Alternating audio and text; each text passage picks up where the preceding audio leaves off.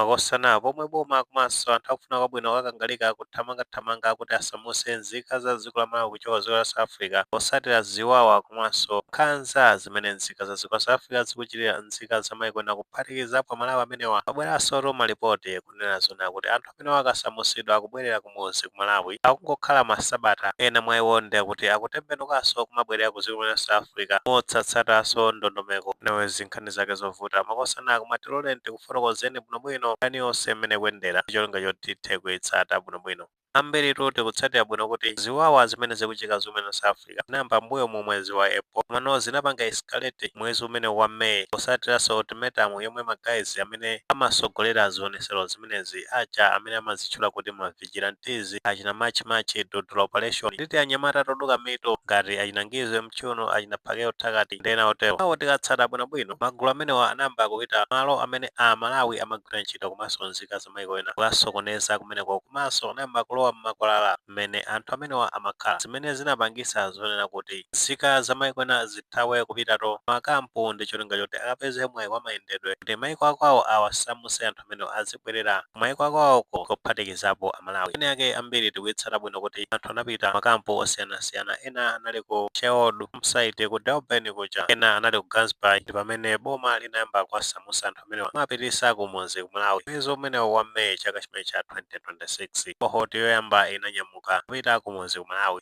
potengera ndi kuchuluka kwa chiwerengero cha anthu amene wayita makampu amenemo zinapangisa zona kuti aboma akhale overwhelmed ndi chiwerengero chimenechi mapito ake anayamba kupempha thandizo anthu akufuna kwabwino kuti awathandize ndi cholinga choti ntchito yosamusa Malawi amenewa ithe komanso potengera ndi ultimatum imene magayizi amenewa anapereka thandizo aboma anakhala kubwera kuzapereka update yokhuza ndi ndalama zimene amayembekeza kuti atha kugwiritsa ntchito makamaka zimene zimafunikira kuti agwiritse ntchito pomaliza kusamusa nzika zimenezi tengera ndi estimation yawo nthawi imeneja ankazafotokoza kunena zona kuti pamafunika 24 biliyoni Malawi kwacha kuti asamusire Amalawi amenewa amene ali affected ndi ziwawa zimenezi potengera ndi latest update aboma amazakamba zonena kuti agwiritsa ntchito ndalama zoposera 7 biliyoni Malawi kwacha kusamusira nzika zimenezi kumabwerera kumuzi ku Malawi akunena zona kuti ndalama zonse zimene zagwiritsidwa ntchito posamusa Amalawi okwana 45,012 biliyoni Malawi kwacha zimene zikutanthauza zoti akatenga 7 biliyoni yomweno boma agwiritsa ntchito ndi kuti 5 biliyoni kapena 4 biliyoni ndimeneno anthu osiyanasiyana akhala kusonkha kuti ntchito imeneyi itheke anthu amenewa akhale akusamusidwa kumabwerera kumuzi ku Malawi andino ntchito imeneyi idakali nkati anthu amenewa ena mwa iwo ndi kuti ali ku Musina Repatriation Center enanso tinaona ndithu ali ku Pietermaritzburg kuchako ku Ward Drive Durban ngakhale kampu imeneja IT Queen municipality anatseka komano anthu ope akumasonkhana kumeneko force akumakhala ochepa amafuna mayendedwe kuti atengedwe azipita ku Musina komweno aboma akumasamusa anthu amenewa kumabwerera kumuzi ku Malawi komano chimene chakhumudwitsa kwambiri ndichonena kuti kuliro malipoti kuti no magayi amenewa akapita kumuzi ku Malawi kapeza zoti angokhala sabata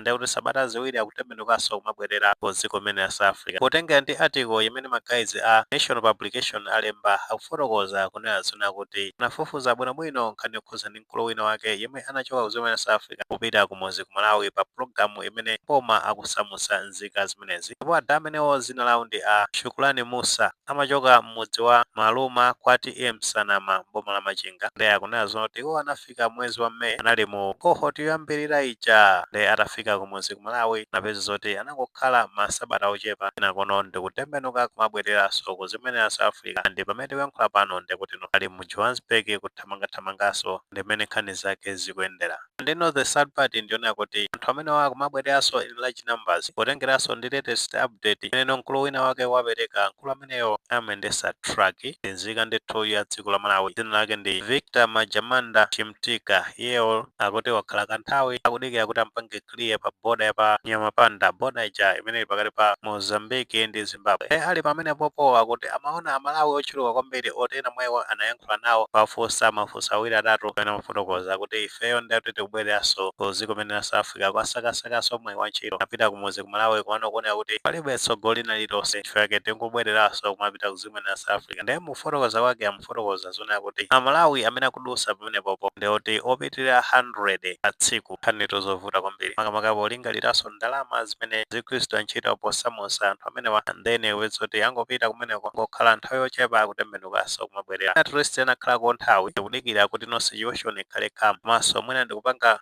process yokhuza ndi mapepala chani kama work permit mwina zinakatha kuthandiza. Pano you find kuti anthu ngati amenewa wande kuti no angopitaso oti alibe documentation ina iliyonse akapezeka kumeneko azikavutikanso after panga stuck azifunaso zoti athandizidwe azibwerera kumuzi ku Malawi zomwe no somehow is unfair potengera kuti ndalama zimene zigwiritsidwa ntchito posamusa amenewa ndi misonkho ndithu ya Malawi yoti mwina anakatha kugulira mankhwala kuzipatala chani komanso kuchita zinthu zina zofunikira zoti zithandize Amalawi amene ali kumuzi ku Malawi komano ndalama zimenezo ndi zimene akugwiritsa ntchito posamusira anthu amene komanso anthu akufuna kwabwino aja kodeno akamaona news ngati zimenezi zimva bwanji anthu akha stuck next time angathandizidwenso pamene pa paneto zovuta kwambiri. Ine makosana ati kambe magawo angapo gawo loyamba kumbali ya boma gawo lachiwiri ndi kuti magayizi amene wawa amene asamusidwa nkumabwereranso ku Joni wa komanso situation imene lili ku Joni kamba kumbali ya boma yakumbukira bwinobwino manolitives a Justin Said akhala kuyankhula mobwereza kunazona kuti anthu amene wa akabwerera kumakwalala kumene azibwererako ku Malawi chamapasa transport kumene kumapita m'makwawo ndi ankakamba zonena kuti apanga empowerment yake ndi kuti azipeza ndalama kuchoka kumadefu ankane zonena kuti ma constituency wonse 200 chawo kumene koko anthu azikapanga access ndalama za ngongole kenako yambe ma business komano zinthu zimenezo zinatheka anthu amene amapasidwa ndalama zimenezo pano munthu apeze zoti wapita kumeneko pano alibireto pogwira amene waliponse ngati ndalama zimene zinapasidwa panga survive bwanji amwina ngati anapasidwa katena ake amene achoka ku Joni anapasidwa ndalama zimenezo mwe ngongole zimenezo mwe tofuroza comment section pano ngati anthu amene asanapasidwa mwe amene ndi ati ndizovuta kwambiri kama details anthu amene muli nawo amene mapanga capture amene mafika moja so amene ngandithuka priority pasa ngongole zimenezo ndi chengo itazithamanga ma business chani zinakatha kuthandiza mwina kuchepesa ganizo amabwerera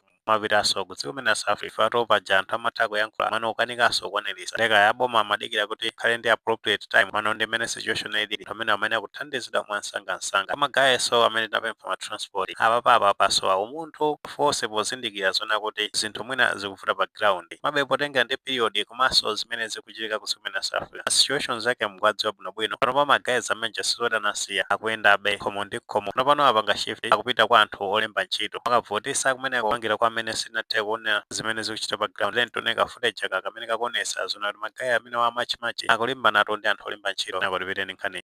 Actually, we should have shut down your business today.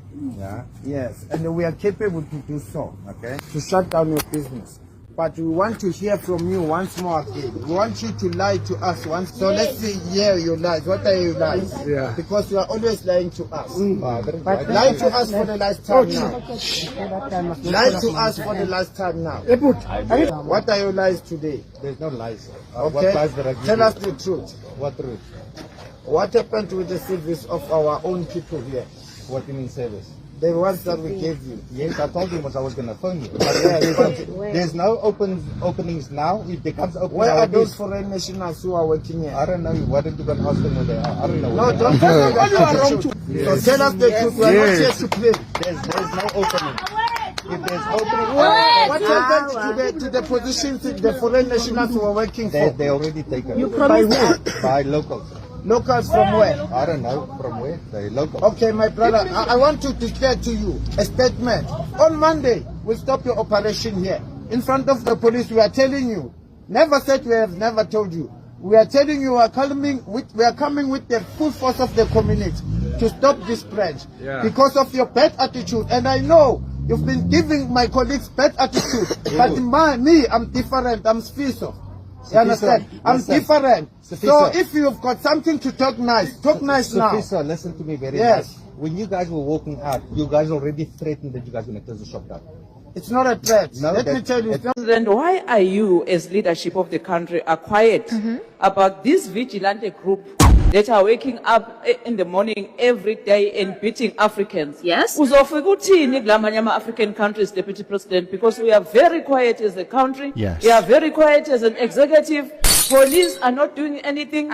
Police are not arresting those people. Yes. What is your immediate task to ensure that Africans are not beating up by these vigilantes. Chabwino utaona pamenepo kusinthana tumawu zosakhala bwino. Mzungu ameneyo ni mmodzi mwa akuluakulu kampani ya SPAR. So magayi amenewo anabwera ndithu kuzamuopseza kuti alembe ntchito nzika zazikulu za Africa. Nzika za maiko ena zichosedwe kumeneko. Taonanso amene wayankhira pamenepo. So magayi amenewa sakusiya ndithu tsiku ndi tsiku kupita malo olemba anthu ntchito. So ngati tikasaka ma opportunities akapezeka kuti ma opportunities iwo kupeza ma street inde kumanazo nati ma business amene muja magayi amenewa kumanonganso ma business amenewo force timonanso azungu ena ndaziwinde kulimbana ndi magayi amene afuna toponya na zipaki nkhani yake akuti alembe nzika zazikulu za Africa magulu amachimachi. Today you just hired 5, I don't know, it's Maputo, Zimbabwe people. No, there's people that are pinching there. Yeah. Yes. So can you please hire South Africans? Otherwise we'll close this shop. I can even call my company now. I'm from Lapo. Lapo. Lapo. You can Google it. It's fine. Yeah. So these people here is been standing here, but then you come with foreigner people. You don't want foreigners. Leave Now. now, and you can also leave now. I will not employ you people. Why? Why should I? Why should you I employ have outside people. people? I have my own people.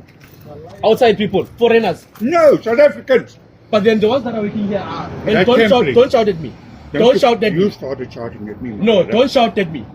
I'm not your child. Don't shout at me. Out. Chabwino utaona pamenepo kanizake tokuchallenjana magayi amene amachimachi komanso ndi kuti mzungu olemba anthu ntchito. Nkhani ndiona kuti magayi amene uzimva mphamvu kwambiri ndi olemba anthu ntchito achite kuwakakamiza zoti pamakhala ma procedure zimenezonso ndeto sakuchitanso komanso potengera ndi khalidwe la magayi amenewa ndi zovuta ndithu kuti kakhazikike pa ntchito. Ndekaya munthu apangarani kamashopu na mapangarani masaluni kumeneko apeza kuti magayi amenewa mwa demand kuti mwini wake ndi kuti usiye china chilichonse unyamuke uzipita kwanu iwo ndi kuti atenge business imene azipanga operate. Tinonaso zimene zinachitika pakati pa mzimayi uja wa Mozambique uja ndi magayi amenewa. Mzimayi amene apanga rani saluni yake magayi amachimachi anabwera kuti azatenge saluni imeneyo zotsatira zake zinali zachimpwirikiti. Of course mzimayi amene anavomera kuti apereka saluni yokhapokha ampase ndalama yokwana 100,000 rands. Magayi amenewa ankamupanga offer 10,000 kuti wake anapanga destroy katundu ndi mu saluni mo pangira kwa anthu amene sinaoneka footage kameneko tengonako kenako timalizeni nkhani.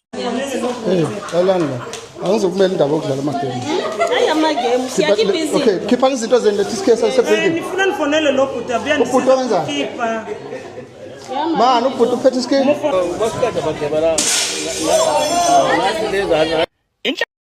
Chabwino utaona pamenepo nkhani zake zosakhala bwino munthu anangopsa mtima kungopanga no destroy kuti ngati afuna kuti apange saloni imeneyo ambire from scratch usati atenge thukuta lake kuyamba kudyerera. Pano pa South Africa yasanduka banana republic. Of course anthu ena ake ndoti sakumakondwera ndi zimenezi makamaka magayi amapanga rani mataxi pajambiri mabasi anatenga pangongole akhala akuchenjeza magayi amenewa inaphake uthakati tingati apitirize zimenezi kusokoneza business yawo mapito ake ndi kuti athana nawo. Andi pano phake uthakati akuyenda tumwajeuje akunjejemera kwambiri magayi amenewo amuchenjeza kuti amupha apanga haya gulu lija limene limaziwika zona kuti inkabe gulu limene limapezeka chaku Durban uko gulu limene ndi la assassins limapha ndithu munthu ndikuti ndi family yonse limatha kupanga eliminate mano likamupha munthu ameneyo kamapita ndi kuti limonetsetsa kuti lapanga clear evidence ina iliyonse kuti polisi singathenso kapanga trace anthu amenewo. Ndezi kuna kuti magayi amataxiwa panga haya gulu limene lili ndi kumusakasaka phake uthakati ndipo lamuchenjeza kuti thana naye ndi likatsata bwinobwino mbuyo muphake uthakati amachita makani kwambiri manena zona kuti pamene ngamuopseze alisazafa ndi padakali panopa pali malipoti onena kuti omwe mupiratu foni amuimbira foni amamuuza location yomwe aliyo khale china chonse chimene wavala amamuuza ndi amuuza zoti ikafika nthawi amuchosa ndithu amupha magayi amene anthu anakhala kumuchenjeza kuti date yomaliza ikhale pa 30 June chaka chimene cha 2026 panga zionetsero zimene paja yeso apanga extend akuti sapanganso zionetsero zina mpaka pa 31 July. So ndi zachimpwirikiti ndithu magayi amene angakhale akubwera ziziwa zona kuti situation silibe bwino zinthu sizili bwino maso amene akuganizira makamaka nkhani okhoza ndi misonkho imene kuonongedwa osamusa Malawi amene amabwerera kumuzi ku Malawi kuphatikiza pamenepo ndi kuti anthu akufuna kwabwino aja ngati achina Bushiri achina Bakili Mlozi aja nawonso anathandiza pafupifupi 10 miliyoni pa ndondomeko imeneyi kuti Amalawi amene azibwerera kumuzi ndi zikhala zinthu zokhumudwitsa kwambiri kuona kuti ndalama yapita ngati m'madzi. Nayo of course si anthu onse nkhani zaketu ndi mmene zikuyendera sizoti mwene maganizo pa nkhani zimenezi ngati maganizo oti nawo fotokozani comment section kumulemekezanso maganizo anzathu.